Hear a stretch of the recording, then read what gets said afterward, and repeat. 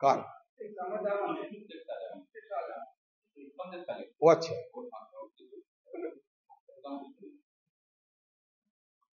देखिए, फांसी देने का जो कानून की बात कहे जा रहे हैं बंगाल में, ये सिर्फ आंदोलनकारियों को और बंगाल के आम लोगों को अंदर जो आक्रोश पैदा हुए हैं और इस नापाक करतूतों को अंजाम देने वालों के खिलाफ जो नफरत पैदा हुए हैं, जिसके चलते सारे बंगाल के आम लोगों को दिल दहले चुके हैं, इन लोगों को दिल में मरहम लगाने के लिए ये फांसी की कानून की व्यवस्था की गई है। ये कुछ नहीं, लोगों की आंखों में धूल झोंकने की ये एक नया चमत्कार, एक बार के लिए, एक मिनटों के लिए सदन के अंदर आरजीकर की जो निर्मम घटना घटी, बलात्कार और खून, उन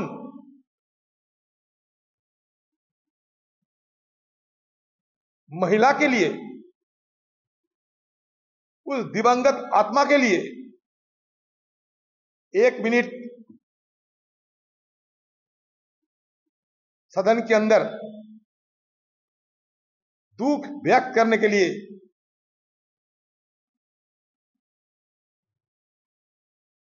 साइलेंस रहने की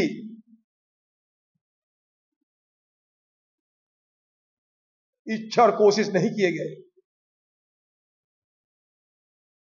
एक मिनट कम से कम खामोश सिर्फ शोक व्यक्त करने के लिए करना चाहिए थे। एक शोक प्रस्ताव लाना चाहिए था सदन के अंदर, एक शोक प्रस्ताव लाना चाहिए थे, क्योंकि आज उन्हीं की हत्या के चलते उपरांत बंगाल की लेजिस्लेटिव असेंबली में ये कानून पारित करने की ये नौटंकी हुआ है। इसका कोई रेट्रोस्पेक्टिव इफेक्ट नहीं होते हैं, ये प्रोस्पेक्टिव इफेक्ट होते हैं।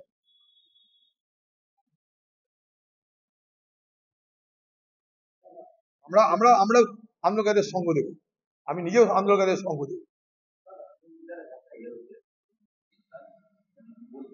দেখুন, এগুলো সব আন্দোলনের ফলাফল। আন্দোলনকারীরা যাদের যাদের নাম করছে তাদের উপর অ্যাকশন নিয়ে ব্যাপারটাকে প্রশমিত করার চেষ্টা হচ্ছে, কিচ্ছু না। এই ছাত্র আন্দোলনকারীদের উপরে আগামী দিনে মৌকা পেলে সব রকমের অত্যাচার করবে, সব রকমের অত্যাচার, সব রকমের মিথ্যাকে তাদের বিরুদ্ধে রুজু করবে, মনে রাখবে। আজকে মমতা ব্যানার্জি মাথা নিচু করেছে আন্দোলনের হুঁকে, আন্দোলনের হুঁকে। আজকে যারা যারা আন্দোলন করছে তাদের সকলের জন্য তালিকা তৈরি হচ্ছে, কিন্তু এটা মাথায় রাখবে। অতএব আন্দোলনকারীরা আপনারা জেনে রাখুন, সারা বাংলার, শুধু না সারা ভারতবর্ষের মানুষ আপনাদের পাশে আছে। কেউ আপনাদের কিছু করতে পারবে না। আপনাদের আন্দোলন সর্বস্তরের মানুষের সক্রিয় সমর্থন পাচ্ছে, আন্তরিক সহযোগিতা পাচ্ছে। আপনারা আজকে বাংলার দৃষ্টান্ত। আমরা আপনাদের কাছে শিখছি কি করে আন্দোলন করতে হয়, কি করে আন্দোলনের জন্য মেহনত করতে হয়, পরিশ্রম করতে হয়, ধৈর্য দেখাতে হয়, দৃঢ়তা দেখাতে হয়। আপনাদের কাছে আমরা শিখছি। হ্যাঁ,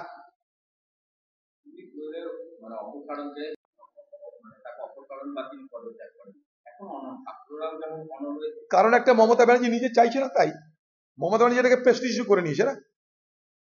বিনীত গোয়েল যদি অপসারিত হয় আর বিনীত গোয়েল যদি কোনো কারণে মুখ খুলে দেয়, তাহলে দিদির যে কি হাল হবে সেটা দিদিই জানে। দিদির একটা ক্যারেক্টার আছে, সেটা হচ্ছে দিদির জন্য যদি কেউ অপরাধ করে, দিদি তাদের পাশ থেকে সরবে না, সে অপরাধীকে কিন্তু দিদি রক্ষা করার চেষ্টা করে। এটা দিদির একটা ক্যারেক্টারের মধ্যে আছে। দেখলেন না, দালালি করলে তার জন্য, যদি দালালি করা যায় বেআইনি ভাবে, তার যদি বেআইনি কাজ করা যায়, তার জন্য কোনো অপরাধ করা যায়, দিদি তাকে শেল্টার দেবেই দেবে। গোপালিকা রিটায়ার্ড হয়ে গেছে, 3টে পদ দিয়েছে, এর আগে রাজীব কুমার সরানো হয়েছিল, আরো বড় পদ দিয়েছে। দিদি সেগুলো জানে যে আজ যদি প্রশাসনকে আমি ম্যানেজ করে না রাখতে পারি, প্রশাসনের মধ্যে যদি গুডউইল না থাকে আমার, তাহলে প্রশাসক যারা তারা আমার কথায় আর অন্যায় কাজ করবে না। তাই প্রশাসকের কাছে বার্তা এটা, অ্যাডমিনিস্ট্রেশনের কাছে বার্তা এটাই যে আমার হয়ে তুমি সব রকমের অন্যায়, সব রকমের বেআইনি কাজ করো, আমি তোমাদের দেখব, এই বার্তা।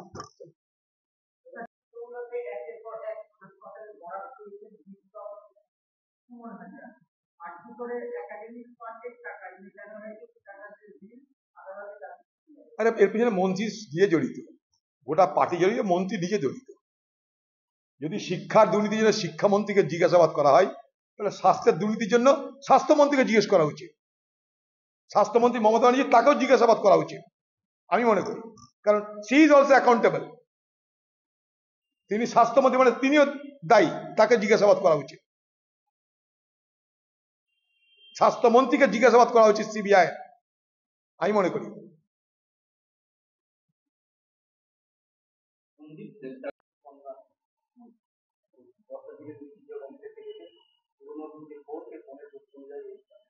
সবাই জানে তারা চোরটার তো ভর্তিদের দলে।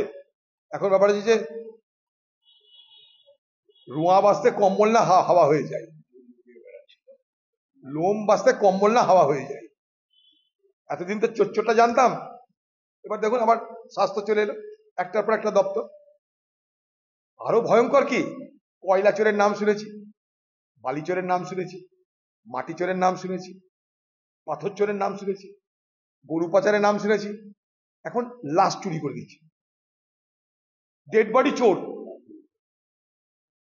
আমাকে অনেকদিন আগে একটা পুলিশ অফিসার বলেছিল মজা করে, দেখো ভাই আমরা পুলিশ, আমি কাউকে অভিযুক্ত করছি না,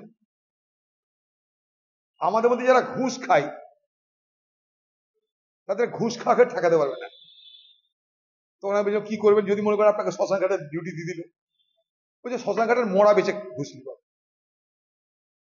তো সেদিন সে মজা করে বলেছিল, আমিও মজা করে তাকে প্রশ্ন করেছিলাম, কিন্তু সেদিন যে বলেছিল সেই ভদ্রলোক সে এখন মারা গেছে, সে দুনিয়াতে নেই। মোড়া বেচেও যে রোজগার হয় তা কিন্তু আজকে দিদির নেতৃত্বে আরজিকর দেখিয়ে দিল। দিদির জমানায় আরজিকর নতুন ইতিহাস তৈরি করবে। দিদি যেমন ফাঁসির আইন তৈরি করে ইতিহাস তৈরি করছে, তেমনি ডেড বডি চুরি করে ডেড বডি বেচে দিদির রাজ্যে আরেকটা ইতিহাস তৈরি হয়েছে, যেখানে মোড়া বেচে খাও, কিছু না পাও মোড়া বেচে খাও, মেরে খাও কিংবা মোড়া বেচে খাও।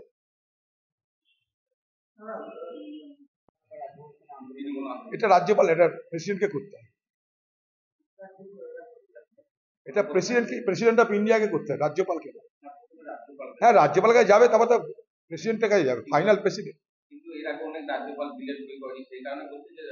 না এ বিল তো রাজ্যপাল পারে না না সই করে দিতে, রাজ্য তো সবকিছু হবে না, রাজ্যপাল পাঠাতে পারে প্রেসিডেন্টকে, কিন্তু আখরি এটা শেষ পর্যন্ত প্রেসিডেন্টের কাছে যাবে। এটা তারপরে অনেক ব্যাপার আছে এর মধ্যে না, এটা রিপাগন্যান্ট কিনা দেখতে হবে। অর্থাৎ কেন্দ্রের যে আইন আছে সেই আইন আর রাজ্যের আইন, এই দুটোর মধ্যে টক্কর হোক, এটাও ভারতবর্ষের সংবিধানে অনুমোদিত নয়। আমি আগের দিনে বলেছি, আমাদের আর্টিকেল 245 অনুচ্ছেদ 7 ক্রিমিনাল ল, এটা কনকারেন্ট লিস্ট অর্থাৎ যুগ্ম তালিকায়। যেহেতু যুগ্ম তালিকায়, তাই কেন্দ্র অথবা রাজ্য উভয় এই আইন করতে পারে, রাজ্য সেই আইনের সংশোধন করবার ব্যবস্থা করতে পারে। সংশোধনের অধিকার রাজ্যের আছে এবং সেটা শুধুমাত্র রাজ্যের জন্য, স্টেট স্পেসিফিক। কিন্তু সবটা নির্ভর করবে রাষ্ট্রপতি, প্লাস আরেকটা জিনিস দেখতে হবে কেন্দ্রের আইনের সঙ্গে কোনো সংঘাত হচ্ছে কিনা।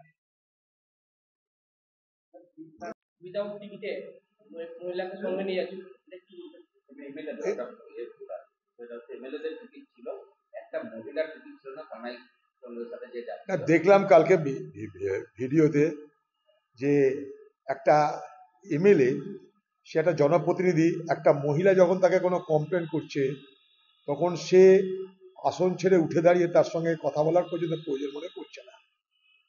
এই ধরনের দুর্বিনীত আচরণ তৃণমূলের জনপ্রতিনিধিদের পক্ষেই শোভা দেয়।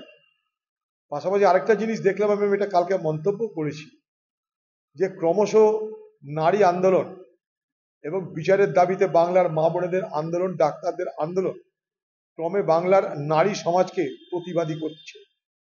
কারণ কালকে যেভাবে সেই মহিলা এখানকার বিধায়ককে চেস করছিল, তার দৃঢ়তা, তার বাহাদুরি, তার সাহস দেখে আমার ভালো লেগেছে। কিন্তু দুটো দিক এখানে, একটা মহিলা তাকে অপমান করছে একটা বিধায়ক, অথচ তার যুক্তির জবাব দিতে পারছে না। টিকিট থাকা অবস্থায় সে সিটে বসতে পারছে না, কারণ এমএলএ আত্মীয়কে সিট দিতে হবে, অথচ তার রিজার্ভেশন নাই। অথচ রিজার্ভেশন, যার টিকিট আছে, রিজার্ভ টিকিট, তাকে সিটে বসে দেওয়া হচ্ছে না। রেলের আইনে এইভাবে পারে না। যদি এটাকে করে, রেল আইন তার বিরুদ্ধে ব্যবস্থা নিতে পারে, পুলিশ দিয়ে অর্থাৎ আরপিএফ দিয়ে তাকে অ্যারেস্ট করতে পারে, গাড়ি থেকে নামাতেও পারে। আন্দোলনকে সমর্থন করি এবং আমরাও আমাদের মতো করে আন্দোলনও করব। পাশাপাশি একজন নাগরিক হিসাবে অরাজনৈতিকভাবে তাদের আন্দোলনে সামিল হব। আমাদের দুটো পরিচয়, একটা রাজনৈতিক পরিচয়, একটা নাগরিক পরিচয়। দুটো পরিচয় সামনে রেখেই আমরা এই বিচারের দাবিতে আন্দোলন করছি এবং করব।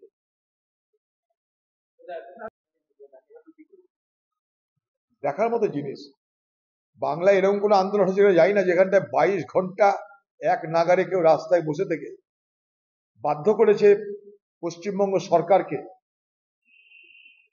যাতে পশ্চিমবঙ্গ সরকার নির্দেশ দেয় কলকাতা পুলিশ কমিশনারকে যে তুমি দেখা করো। আজকে জুনিয়র ডাক্তারদের এই আন্দোলন, তাদের এই দৃঢ়তা, তাদের এই নৈতিকতা, তাদের এই জেদ, তাকে আমি স্যালুট জানাই, কালকেও বলেছি। এবং বাধ্য হলো পুলিশ কমিশনার মাথা নিচু করে তাদের ডেপুটেশন নিতে। সেখানটায় ইঙ্গিত ছিল পশ্চিমবঙ্গের মুখ্যমন্ত্রীর, আমি আপনি সবাই জানি, নাহলে ক্ষমতা হবে না সিপি সাহেবের তাদের সঙ্গে দেখা করার। বাংলার মুখ্যমন্ত্রীর ইচ্ছা অনুযায়ী তিনি দেখা করেছেন। বাংলার মুখ্যমন্ত্রী পরীক্ষা নিচ্ছিলেন যে আমি তো খেয়ে দিয়ে এসির মধ্যে, এসির হাওয়া খেয়ে আন্দোলন করে নেত্রী হয়েছি, আজ বাংলায় এ আবার কি হলো যে খাড়া রোদে, খাড়া আকাশের নিচে ঘন্টার পর ঘন্টা বেপরোয়া মনোভাব নিয়ে কোনো কিছু সুযোগ সুবিধা না নিয়ে আন্দোলন করে চলেছে। তাই বাংলার মুখ্যমন্ত্রী আত্মসমর্পণ করেছেন আন্দোলনকারীদের কাছে। কিন্তু আন্দোলনকারীদের বক্তব্য অনুযায়ী উচিত ছিল কালকেই এখানকার যিনি নগরপাল, যার নেতৃত্বে আরজি করে ভাঙচুর, লুটপাট, তথ্য লোপাট হয়েছে, তাকে অন্তত তার আসন থেকে সরিয়ে দেওয়ার। এর আগে রিজানুর কাণ্ডে প্রসূন বাবুকে কিন্তু সরানো হয়েছিল, মনে করে দেখুন। বাংলার মুখ্যমন্ত্রীর আজও অহংকার দেমাগ কোন পর্যায়ে আছে সেটা বোঝার চেষ্টা করবেন।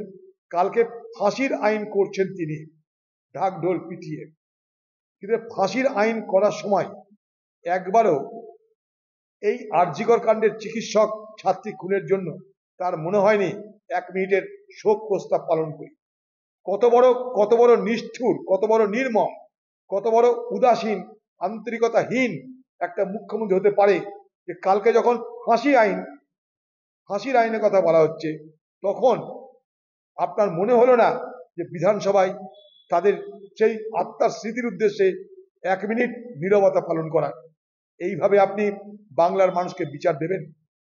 দেখুন, এই আইন কালকে যেটা এসছে বিধানসভায়, আপনারা মনে করে দেখুন, অন রেকর্ড আমি বলেছি এইখানে বসেই, যখন এখানকার খোকাবাবু বলছিল 7 দিনের মধ্যে বিচার, 10 দিনের মধ্যে এনকাউন্টার, ফাঁসিতে লটকে দেবো, আমি তখন বলেছিলাম ভারতবর্ষের সংবিধানের 245 আর্টিকেল অনুযায়ী 7ম অনুচ্ছেদে ক্রিমিনাল ল সংশোধন করার অধিকার রাজ্যের আছে।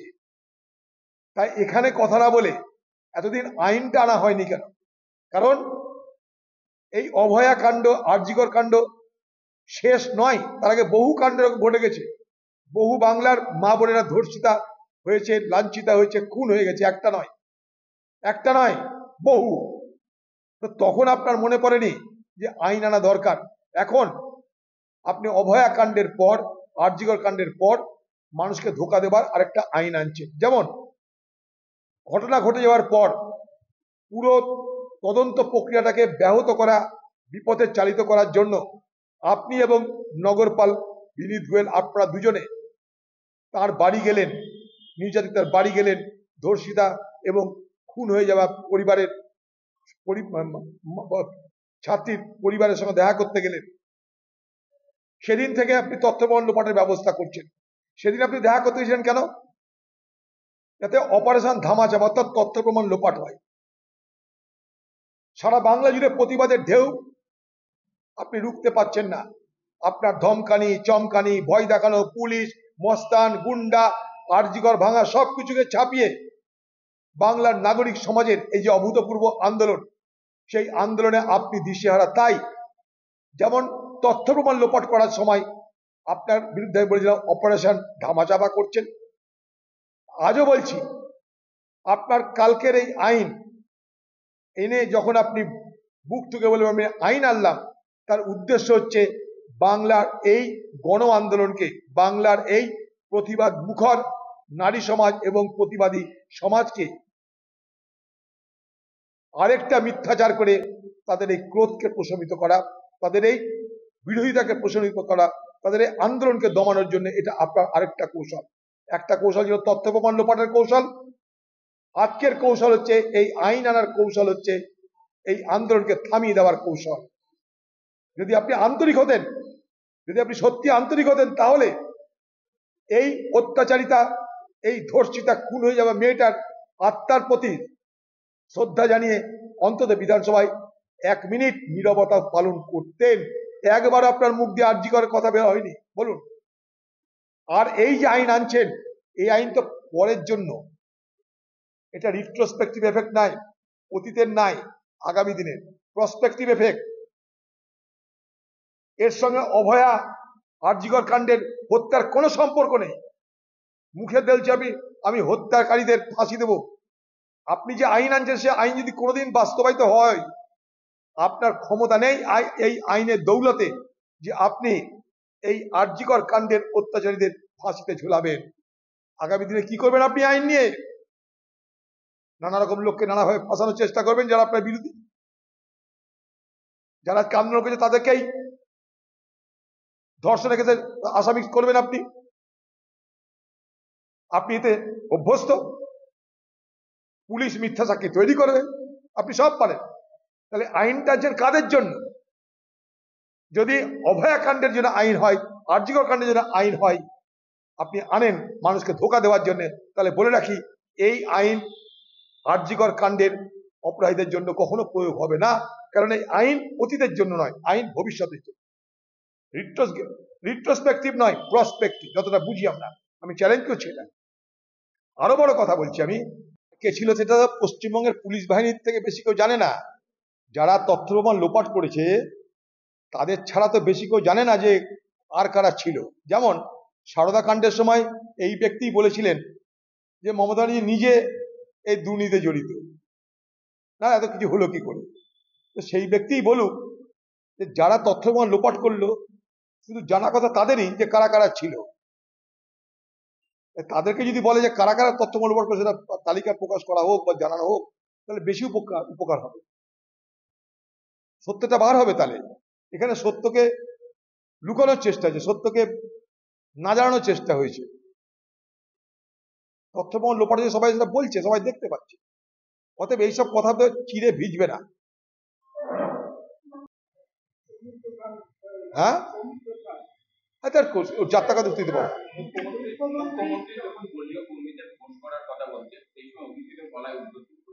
Now is the time for constructive action to ensure such audit incidents are not repeated in Bengal.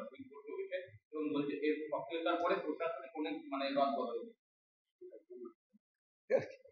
আমি আগেও বলেছি, এখনো বলছি, যখন মমতা ব্যানার্জির সম্পর্কে ধারণা খারাপ হচ্ছে লোকের, অভিযোগটা মমতা ব্যানার্জির বিরুদ্ধে, তখন মিস্টার ক্লিন হয়ে বাজারে আনার চেষ্টা করা হচ্ছে তার খোকাবাবুকে। অর্থাৎ যা অপরাধ করেছে মমতা ব্যানার্জি করেছে। আমি হচ্ছি পরিষ্কার পরিচ্ছন্ন স্বচ্ছ একটা ব্যক্তি, আমি দেখো কি বলছি। অর্থাৎ আগামী দিনে হয়তো মমতা ব্যানার্জিকে সরিয়ে খোকা বাবুকে তার জায়গা দেওয়া হতে পারে, তার একটা প্রক্রিয়া বলে মনে হচ্ছে আমার। তার জন্য তার ইমেজটাকে মিস্টার ক্লিন রাখা হচ্ছে। মমতা ব্যানার্জি নিজেকে যতই চেষ্টা করুক, আমি মিস ক্লিন থাকার উনি আর পাচ্ছেন না, কিন্তু তার খোকাবাবুকে তিনি মিস্টার ক্লিন করে রাখতে চাইছেন। তার জন্য এইসব বিপ্লবী কথা বলে পরিবর্তন তার দলের মধ্যে, তার প্রশাসনের মধ্যে করার প্রবক্তা হিসাবে খাড়া করে আরেকটা ঢপের রাজনীতি শুরু হয়েছে, আরেকটা नाटक शुरू हुई है। हमारा क्रिमिनल जस्टिस सिस्टम में अब तक जो जो कानून उपलब्ध है, उस कानूनों को अगर सही ढंग से इस्तेमाल किया जाए तो इन दरिंदों को फांसी देना कोई मुश्किल की बात नहीं हो सकती। इसी कानूनों के दौरान निर्भया की हत्याकारी, उनको फांसी में लटकाए गए थे। बंगाल में धनंजय घोष, उनको भी लटकाए गए थे। फांसी का कानून हमारा देश में है। अफजल गुरु को भी फांसी में लटकाए गए थे, कसाब को भी फांसी में लटकाए गए थे। इसका मतलब फांसी की सजा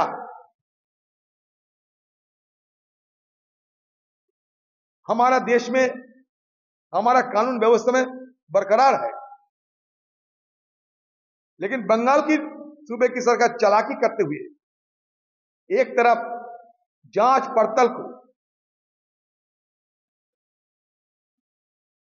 गलत रास्ते में लोगों को गुमराह करने के लिए जांच पड़ताल की निर्णय को छुपाने की कोशिश किए जा रहे हैं, सही ढंग से तफ्तीश नहीं किए जा रहे हैं। सारे मुद्दे भटकने के लिए, सारे मुद्दे से आम लोगों की निगाह भटकने के लिए और तफ्तीश को खुद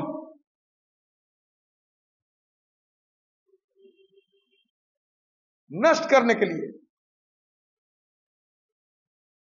जांच पड़ताल की प्रक्रिया को नष्ट करने के लिए सोची समझी तरीके से, सुनियोजित तरीके से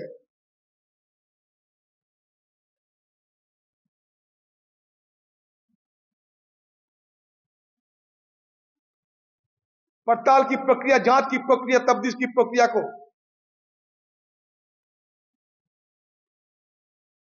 और ये खून की नामो निशान को मिटाने के लिए ये प्रशासन, उस कॉलेज की अधिकारीगण सब मिलके एक साजिश रची थी। मतलब साफ है, अगर किसी को सजा दिलवाना है तो सजा दिलवाने के लिए सबूतों की जरूरत होते हैं, लेकिन यह सबूत मिटाने के लिए सूबे की सरकार और उनकी मददगारों ने सारे नापाक काम तो कर चुके ही हैं। आज डरे हुए बेचैन ममता बनर्जी, आंदोलनकारियों की दृढ़ता, उनकी जोश और जज्बा को देखते हुए डरी हुई ममता बनर्जी लोगों को आंखों में धूल झकने के लिए एक कानून लाने की नौटंकी किए हैं। हाँ, এর থেকে লজ্জা দুর্ভাগ্যের কি আছে? সুপ্রিম কোর্ট বলছে সিআইএসএফ থাকবে নিরাপত্তার জন্য, এরা এমন ব্যবস্থা করবে যাতে সিআইএসএফ কে পালাতে হয়। সিবিআই এর বিরুদ্ধে এরা করবে যাতে সিবিআই কে পালাতে হয়। মমতা ব্যানার্জি যেদিনই সিবিআই দায়িত্ব পেল সেদিনই বলেছিলাম দিদি এটাকে অস্ত্র বানিয়ে ফেললে, দিদি সব দায়িত্ব নিজের ঘাট থেকে তাদের ঘাড়ে ফেলার চেষ্টা করবে। মিল দেখুন এরপর তৃণমূল সেটাই করবে।